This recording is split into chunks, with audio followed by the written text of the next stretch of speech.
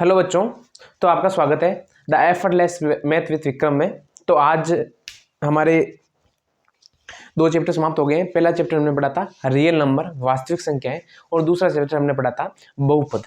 आज हम छोटा सा चैप्टर और लेना चाहते हैं। छोटा सा, बिल्कुल छोटा सा चैप्टर है जिसका नाम है प्रायिकता।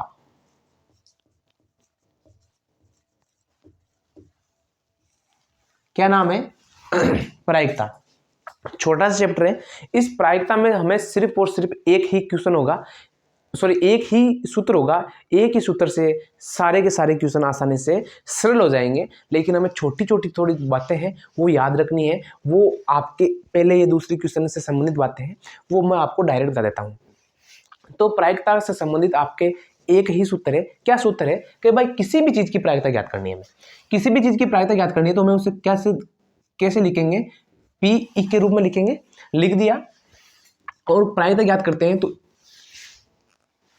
घटना ई। ये ई क्या है? घटना है जो घटित होगी। घटना ई के अनुकूल परिणाम, अनुकूल परिणाम बटा घटना के कुल परिणाम। ये एकमात्र सूत्र है जिससे सारी की सारी प्रश्नावली खत्म हो जाएगी। एकमात्र सूत्र है जिससे सारी प्रश्नावली खत्म हो जाएगी। करना कुछ नहीं है, हमें सूत्र लगाना है, उत्तर निकालना है। मान लो हमारे पास कोई घटना देते कि हमारे पास एक सिक्का है, ठीक है। अब सिक्का है, सिक्के के पहलू कितने होते हैं? सिक्के के दो पहलू होते हैं, एक तो होता है चित्त और एक होता है पट। चित्त यानी हेड, पट यानी टेल, ठीक है। दो पहलू होते हैं। तो घटना के कुल परिणाम कितने हो गए? दो हो गए। अब उस घटना को कुल परिणाम दो हो गए। हम सिक्के को उछालते हैं, सिक्के को उछालने पर चित्त आए या पट आए, इसके अनुकूल परिणाम कितने हो गए? दो हो गए। कौन कौन से? चित्त आए तो क्या होगा, पट आए तो क्या होगा। अब एक के अनुकूल परिणाम मतलब मान लो चित्त आ गया, तो चित्त आ गया। चित्त कितना आ सकता है? एक आ सकता है। कितने में से? दो में से। तो प्रायिकता कितनी हो जाएगी? 1/2। और यही प्रश्न हो के पट आए तो पट कितना आ सकते हैं? एक आ सकते हैं। कितने में से आ सकते हैं? दो में से। तो प्रायिकता कितनी हो जाएगी? 1/2। तो ये प्रायिकता होती है। दूसरी बात, प्रायिकता से संबंधित हमें कौन कौन से बिंदुओं पर ध्यान देना चाहिए, कौन कौन से बिंदुओं पर ध्यान नहीं देना चाहिए। इधर देखो प्रश्न।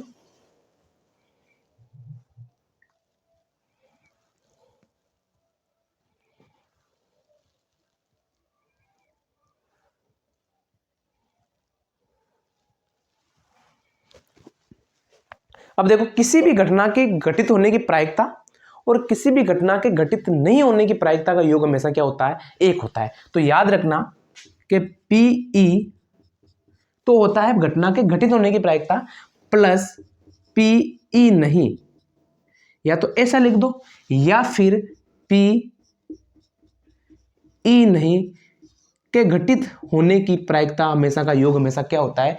एक होता है। मान लो मैं 1 से लेकर 10 तक संख्या कितनी लेते हैं? 1 से लेकर 10 तक कौन कौन संख्या होती है? 1 2 3 4 5 6 7 8 9 और 10।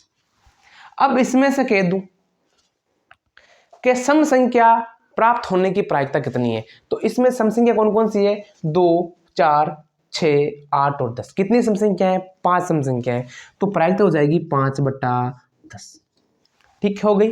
और ये प्रश्न आ जाए कि सम संख्या प्राप्त नहीं होने की प्रायिकता, मतलब कौन कौन सम संख्या नहीं है? तो 5 सम है तो 5 सम नहीं है, तो उनकी प्रायिकता कितनी हो जाएगी? 5/10। इन दोनों का योग कितना होगा? हमेशा 1 होगा। तो याद रखना, किसी भी घटना के घटित होने की प्रायिकता और किसी भी घटना के घटित नहीं होने की प्रायिकता का योग हमेशा क्या होता है? 1 होता है। और दूसरा पॉइंट, ये पहला ही क्वेश्चन है आपका, मैं बस आपको उदाहरण की सहायता से समझा रहा हूं कि कैसे करते हैं। बाकी ये पहला क्वेश्चन है, पहले का पहला। और पहले का दूसरा क्या है? ऐसी घटना जो कभी घटित नहीं होती है, वो उसकी प्रायिकता कितनी होती है? हमेशा क्या होती है? 0 होती है। और ऐसी घटना को कैसी घटना कहते हैं? असंभव घटना कहते हैं।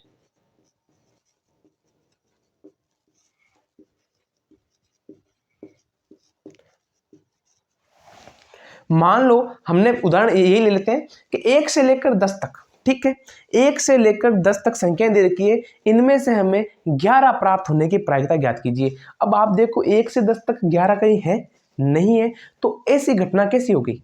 ऐसी घटनाओं की प्रायिकता के अनुकूल परिणाम कितने हो जाएंगे? 0। और ऐसी घटनाओं की प्रायिकता कितनी हो जाएगी? 0 हो जाएगी। और ऐसी घटनाओं को क्या कहते हैं? असंभव घटना कहते हैं, मतलब जो संभव नहीं होगी, असंभव घटना कहलाती है। इसका अगला देखो,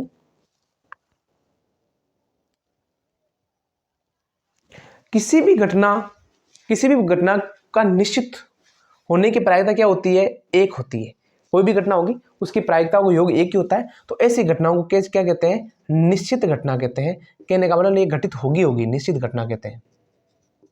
अभी देख लो 1 से लेकर 10 तक, ठीक है, मान लो कहते 2 प्राप्त होने की प्रायिकता कितनी हो जाएगी? 1/10 हो जाएगी। तो इसका मतलब ऐसी घटना क्या हो जाएगी? निश्चित घटना है। और 2 प्राप्त नहीं होने की प्रायिकता कितनी हो जाएगी? 9/10 हो जाएगी। और दोनों का योग हमेशा क्या होता है? 1 होता है। और ऐसी घटना हमेशा क्या कहलाती है? निश्चित घटना कहलाती है। अगला क्वेश्चन देखो,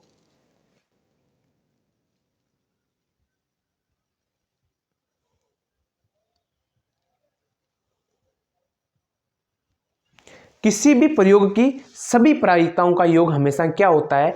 1 होता है। मान लो कोई भी संख्या दे रखी है, आपको उस संख्याओं की प्रायिकता ज्ञात करनी है अलग अलग।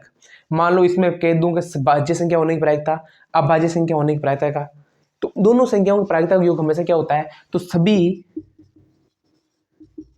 प्रायिकताओं, मतलब प्रयोग में एक ही प्रयोग होना चाहिए, ऐसा नहीं अलग अलग हो। प्रयोग में सभी प्रायिकताओं का योग हमेशा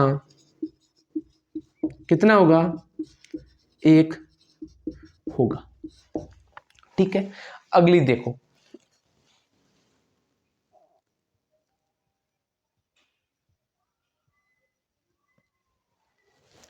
किसी भी घटना की प्रायिकता 0 या 0 से बड़ी, किसी भी घटना की प्रायिकता क्या होती है?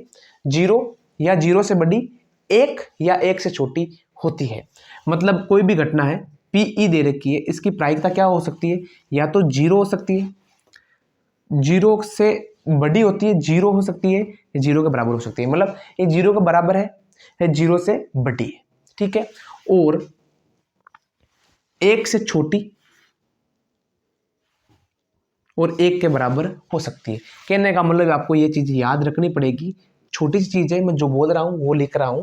कहने का मतलब किसी भी घटना की प्रायिकता 0, 0 से बड़ी तथा 1 या फिर 1 से छोटी होती है।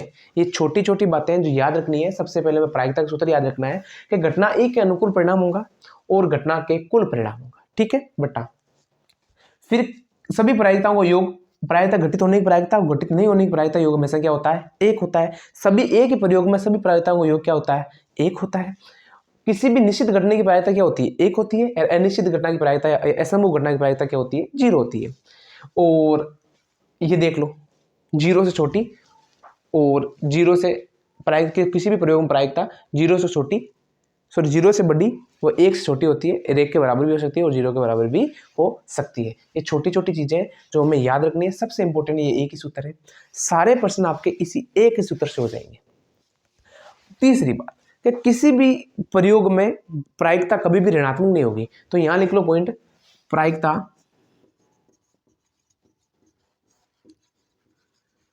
कभी भी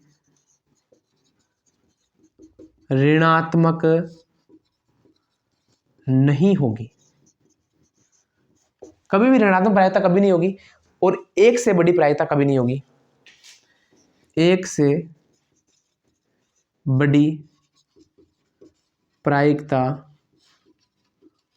कभी नहीं होगी। ये यही पॉइंट दे रखा है। ऋणात्मक मतलब 0 से छोटी और 1 से बड़ी नहीं होगी। दोनों पॉइंट आपको याद रखने हैं। आपके यही प्रश्न 14.1 का पहला प्रश्न हो गया है, दूसरा प्रश्न भी लगभग लगभग हो जाएगा। छोटी छोटी बातें हैं जो आपको बस मुक्त जमाने याद रहनी चाहिए। बाकी प्रायिकता का सूत्र आपको याद रहना नेसेसरी है। अब आगे देखो, आगे वाले क्वेश्चन कौन कौन से हैं।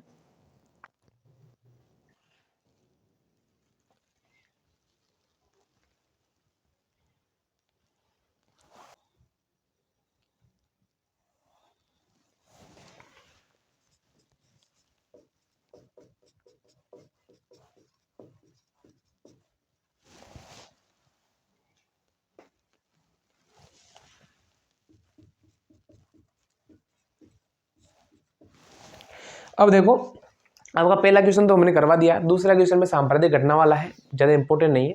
तीसरा क्वेश्चन क्या है, चौथा क्वेश्चन में हो गई कि किसी भी घटना की प्रायिकता क्या नहीं हो सकती, ऋणात्मक नहीं हो सकती, हमने बता दिया। तीसरा क्वेश्चन में है कि कोई भी फुटबॉल का मैच हो रखा है तो इसमें सिक्का उछालना कोई न्याय संगत प्रक्रिया है या नहीं है। हाँ, कोई भी मैच है, क्रिकेट मैच है या कोई फुटबॉल का मैच है, उसमें सिक्का उछालना एक न्याय संगत प्रक्रिया है। कैसे है, कहने का मतलब मैंने सिक्का उछाला तो उसमें या तो चित आएगा या पट आएगा, दोनों में से एक आएगा, और दोनों की प्रायिकता क्या होती है, समान होती है। कहने का मतलब इसमें कोई भेदभाव नहीं होता है, ये एक प्रकार की न्याय संगत प्रक्रिया है। तीसरा हो गया, ज्यादा इंपॉर्टेंट छोटे छोटे प्रश्न है, आपको मुख्य जुबानी याद रहना चाहिए। इंपॉर्टेंट क्वेश्चन अब आ रहा है, इंपॉर्टेंट नहीं है लेकिन इस प्रश्नावली में से ज्यादा यही प्रश्न पूछे जाते हैं जो अब बताएंगे हम। अब सिक्के वाला बताएंगे हम, चित वाला बताएंगे, पट वाला बताएंगे, और पासे वाला बताएंगे, ताश वाला बताएंगे, दो पासों को उछालना बताएंगे। तो ये सारी चीजें हो जाएंगी। 5वां क्वेश्चन दे रखा है हमारे पास। सारे क्वेश्चन बताने के बाद अगर कोई भी क्वेश्चन उसमें नहीं आया तो हम अलग से बताएंगे। ताश, पासा और दो सिक्कों को उछालने पर बनने वाले घटनाएं, ये सारे बताएंगे। तो दे रखा है कि पीई बराबर 0.5 दे रखा है और पीई नहीं ज्ञात करना है। तो आपको पता होना चाहिए कि पीई प्लस पीई नहीं बराबर क्या होता है, 1 होता है। ये मैंने सबसे पहले लिखाया था ना। तो पीई कितना दे रखा है, 0.05 प्लस हमें ज्ञात क्या करना है, पीई नहीं ज्ञात करना है, बराबर हो जाएगा 1। ये 0.05 इधर प्लस में है तो इधर किस में जाएगा, माइनस में जाएगा, सीधी सी बात है। तो पीई नहीं बराबर हो जाएगा अब 0.05। किसी को घटाना था, सच्ची बात है, नहीं घटाना था इधर घटा लो, 1.00, फिर 0.05, उधार ले लिया, यहाँ बचेगा 5, यहाँ बचेगा 9। कितना आया उत्तर, तो पी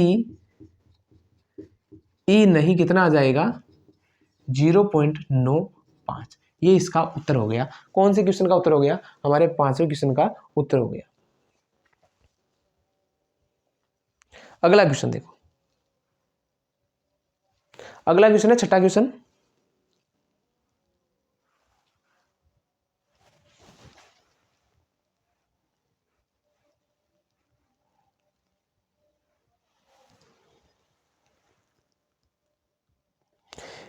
छठा क्वेश्चन दे रखा है, छठा क्वेश्चन दे रखा है, एक थैले में केवल नींबू की महक वाली मीठी गोलियां हैं। मलिनी बिना थैले में झांके उसमें से एक गोली निकालती है, इसकी क्या प्रायिकता होगी कि संतरे की महक वाली है, दूसरे नींबू की महक वाली है।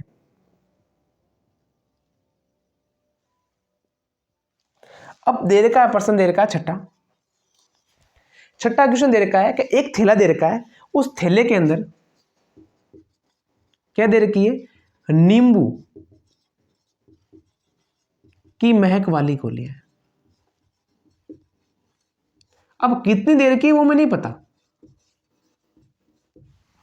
नींबू के महक वाली गोली दे रखी है। मलिनी नाम की एक लड़की है जो बिना थैले में देखे हुए थैले में हाथ निकालती है और एक गोली निकालती है, उसकी क्या प्रायिकता होगी कि वह गोली, पहला दे रखा है गोली संतरे के महक वाली है।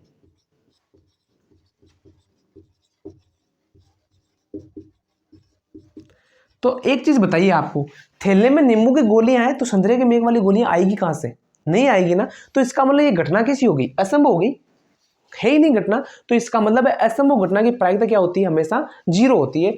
तो यह घटना असंभव है, अतः प्रायिकता 0 होगी। इसी का दूसरा क्वेश्चन दे रखा है, गोली नींबू के महक वाली है। नींबू के महक वाली गोलियां थैले में तो अवेलेबल है, तो इसका मतलब ये घटना कैसी हो जाएगी, निश्चित हो जाएगी। और निश्चित घटना की प्रायिकता कितनी होती है, 1 होती है।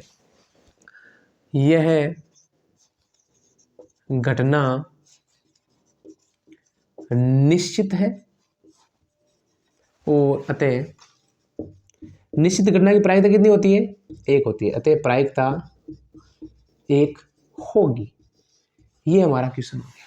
छठा क्वेश्चन, छोटे छोटे क्वेश्चन दे रखे हैं, ज़्यादा बड़ी बात नहीं है, बड़े क्वेश्चन आगे आएंगे, नहीं भी आएंगे तो मैं करवाऊंगा। ये इंपॉर्टेंट क्वेश्चन है, ये प्रश्न परीक्षा में आ सकता है, 1 नंबर का प्रश्न आ सकता है आराम से। आगे दे रखा है थैले में, छठा क्वेश्चन, थैले में नींबू की मेघ वाली गोलियां है, तो नींबू की गोलियां अगर निकलेगी तो उसकी प्रायिकता निकलेगी। और नींबू के अलावा संतरे की निकलो, चाहे किसी भी मेघ की निकलो, आम के मेघ की गोलियां निकलो, उसकी प्रायिकता नहीं होगी, क्योंकि थैले में कौन सी है, नींबू की मेघ वाली गोलियां हैं। तो कैसे निकलेगी कोई प्रायिकता जब नींबू की मेघ वाली गोली हो, संतरे की मेघ वाली गोलियां है ही नहीं। तो ये हमारा 5वां छठा क्वेश्चन हो गया। अगला क्वेश्चन है 7वां के पढ़े, मैं किताब वाले क्वेश्चन करवाऊंगा, उदाहरण नहीं, सिर्फ और सिर्फ क्वेश्चन करवाऊंगा। जो यहाँ क्वेश्चन लिखा हुआ होगा वही का वही क्वेश्चन आपको किताब मिल जाएगा, और नए सिलेबस के आधार पर किताब मिलेगा, पुराने सिलेबस के आधार पर नहीं, नए सिलेबस के आधार पर किताब में मिल जाएगा। तो आपको 7वां क्वेश्चन दे रखा है कि ये दिया गया है कि 3 विद्यार्थियों के एक समूह में से 2 विद्यार्थियों के जन्मदिन एक ही दिन न होने की प्रायिकता। तो 3 विद्यार्थियों के समूह में, 3 विद्यार्थियों के समूह में, ठीक है, ठीक है, 2 विद्यार्थियों का जन्म दिवस एक ही दिन न होने की प्रायिकता कितनी देर की है, न होने की प्रायिकता देर की कितनी है, 0.992। तो आपको 2 विद्यार्थियों का जन्मदिन एक ही दिन होने की प्रायिकता ज्ञात करनी है। तो आपको पता होना चाहिए कि पीई ये घटना के घटित होने की प्रायिकता है, प्लस पीई नहीं, ये घटना के घटित नहीं होने की प्रायिकता है। इन दोनों का योग कितना होता है, 1 होता है। तो दोनों लिख दो आप। पी घटना क्या हो गई, 2 विद्यार्थियों के जन्मदिन एक ही दिन होने की प्रायिकता, तो 2 विद्यार्थियों के जन्म मतलब बर्थडे एक दिन होने की प्रायिकता प्लस 2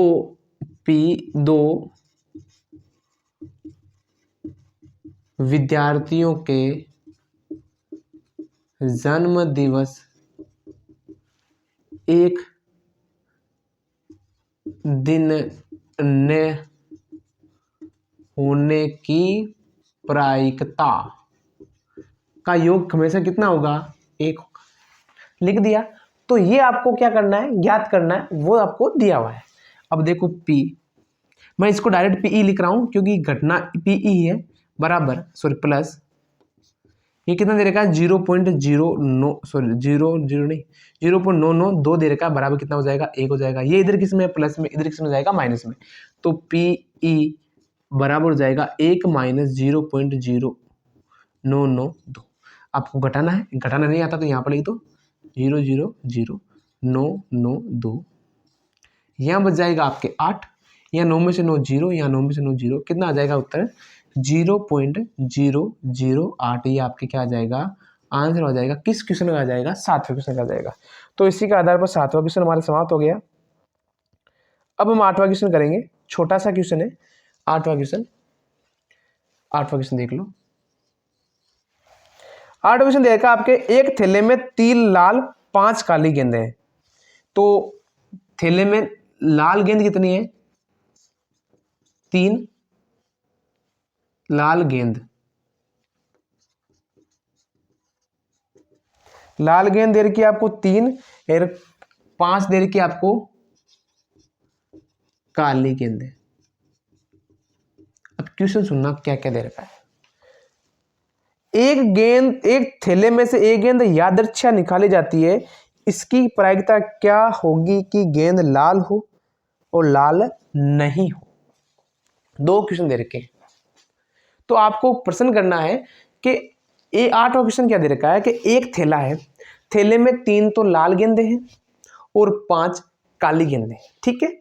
आपको एक गेंद बिना, यादृच्छा का मतलब होता है बिना देखे हुए, ऐसे मुंह कर लिया, थैले से गेंद निकालनी है, निकाली गेंद, उस गेंद की प्रायिकता क्या होगी कि गेंद लाल रंग की है, पहली तो ये। दूसरा, उस गेंद की प्रायिकता क्या होगी कि गेंद लाल रंग की नहीं है। दो तरीके से कर सकते हैं इसको, क्या क्या तरीका वो आपको देख लो आगे। इसको तो मिटा देते हैं हम, ठीक है। अब 3 तो लाल है, 5 काले, तो थैले में कुल कितने गेंदे हैं? तो लिखो यहां पर, थैले में कुल गेंदे, ये कुल परिणाम हो जाएगा। कितनी हो जाएगा? 3 और 5 कितने होते हैं? 8। तो कुल परिणाम कितना हो गया? 8 हो गया।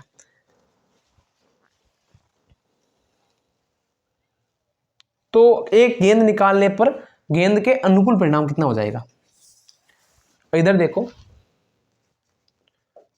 थैले से लाल गेंद निकालने के अनुकूल परिणाम कितना है? कितना हो जाएगा? लाल गेंद कितनी निकाल सका? 3 निकाल सका, तो अनुकूल परिणाम कितना हो गया? 3 हो गया। अतः प्रायिकता, मतलब लाल गेंद निकालने की प्रायिकता कितनी हो जाएगी? तो अनुकूल परिणाम, सूत्र होता है, शॉर्ट लिख देते हैं हम सूत्र को, अनुकूल परिणाम बटा कुल परिणाम। तो अनुकूल परिणाम कितना हो जाएगा? 3, और कुल परिणाम कितना है? 8। तो ये इसका क्या हो जाएगा? आंसर हो जाएगा। आगे आंसर क्या आया कि थैले में से लाल गेंद निकालने की प्रायिकता कितनी होगी और लाल गेंद नहीं होने की प्रायिकता, तथा लाल गेंद न होने की प्रायिकता, न होने की प्रायिकता कितनी हो जाएगी? बराबर हो जाएगी 1 माइनस लाल गेंद होने की प्रायिकता। इस क्वेश्चन को हम दो तरीके से कर सकते हैं। कैसे कर सकते हैं मैं बताऊंगा। एक तो ये हो जाएगा 1 माइनस लाल गेंद होने की प्रायिकता कितनी दे रखी है आपके पास? 3/8 दे रखी है, तो ये 3/8 हो जाएगा। ये बराबर हो जाएगा 8 और -3 5/8, क्या हो जाएगा? इसका आंसर हो जाएगा। दूसरा तरीका है, या लाल गेंद न होने के अनुकूल परिणाम है कितने हमारे पास? तो लाल गेंद न होने के 3 तो लाल है, 3 के अलावा लाल कितनी कोनी? 5 कोनी। तो अनुकूल परिणाम कितना हो जाएगा? तो लाल गेंद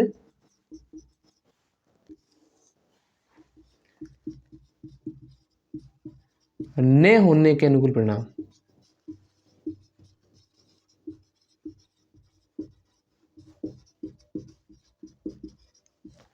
कितना दे रखा है हमारे पास? 5।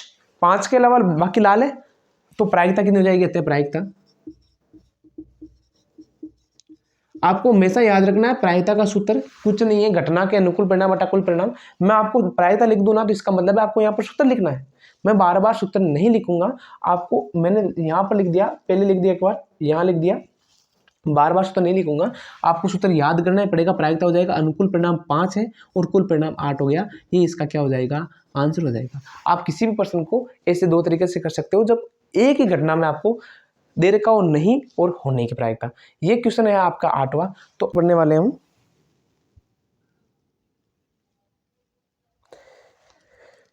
एक डिब्बे में 5 लाल कंचे, 8 सफेद कंचे, 4 हरे कंचे। इस डिब्बे में एक कंचा यादृच्छा निकाला जाता है, तो इसकी क्या प्रायिकता है कि निकाला गया कंचा लाल है, सफेद है, हरा नहीं है। तो 9वां क्वेश्चन है हमारे पास, एक डिब्बे में क्या क्या दे रखा है? एक डिब्बे में 5 लाल कंचे, ठीक है। दूसरा दे रखा है हमारे पास 8 सफेद कंचे,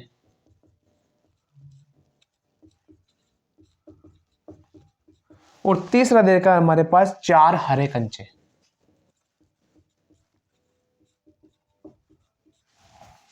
ठीक है, मतलब एक डिब्बा है, उसमें 5 तो लाल कंचे हैं, 8 सफेद कंचे हैं और 4 हरे कंचे हैं। तो हमारे पास कुल कंचे या फिर कुल परिणाम कितना है?